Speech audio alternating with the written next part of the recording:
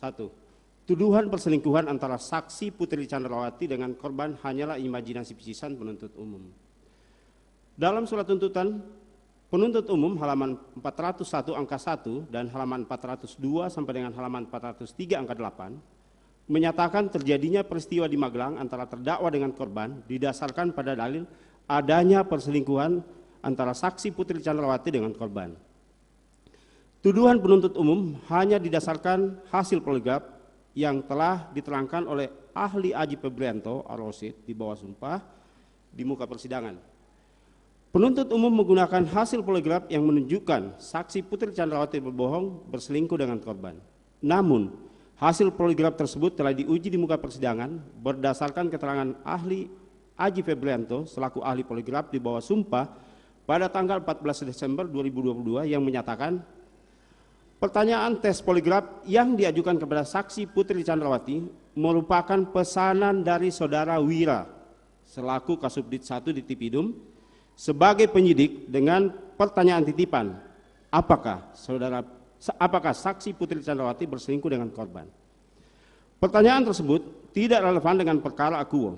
Selain itu, ahli pada saat melakukan pemeriksaan tidak diberikan kewenangan untuk menyusun pertanyaan sebagaimana yang seharusnya dia lakukan dalam melakukan tes poligraf.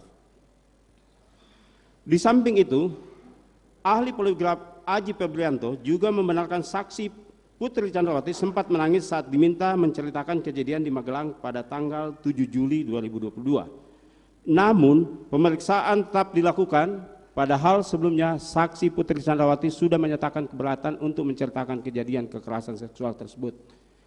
Karena saksi Putri Chandrawati merasa malu dan tidak nyaman jika harus menceritakan peristiwa tersebut di ruang tertutup kepada dua orang pria yang ketika itu menjadi pemeriksa. Terlebih pada saat itu saksi Putri Chandrawati masih dalam keadaan trauma pasca kejadian.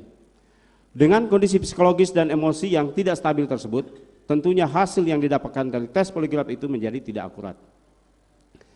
Bahwa lebih lanjut, ahli Aji Febrianto selaku ahli poligraf di bawah sumpah di muka persidangan menyampaikan bahwa berdasarkan SOP pemeriksaan, seorang terperiksa terlebih dahulu akan ditanyakan kesediaan menjalani pemeriksaan.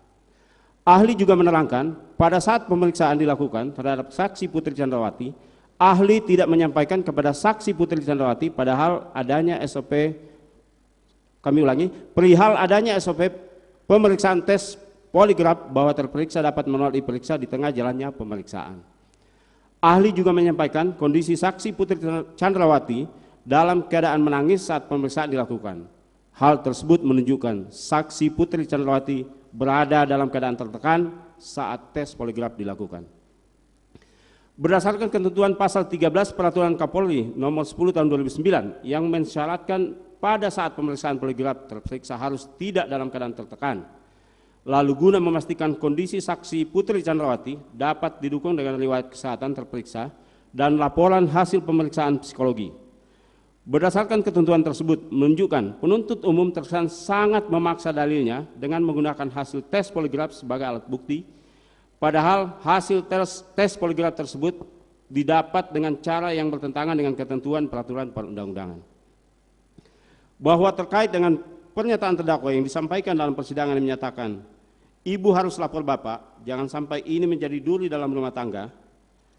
Keterangan terdakwa di muka persidangan pada tanggal 9 Januari 2023, maksud dari perkataan terdakwa tersebut tidak lain karena terdakwa setelah melihat tingkah laku korban yang mencurigakan dan selanjutnya terdakwa bersama saksi Suci mendapati saksi Putri Chandrawati tergeletak, lemas tak berdaya dengan badan dingin.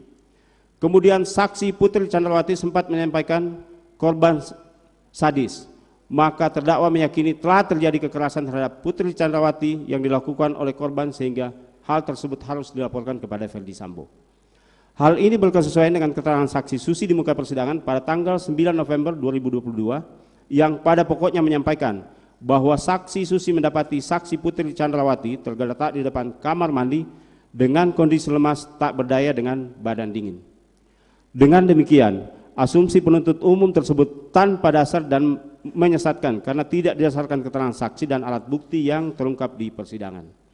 2.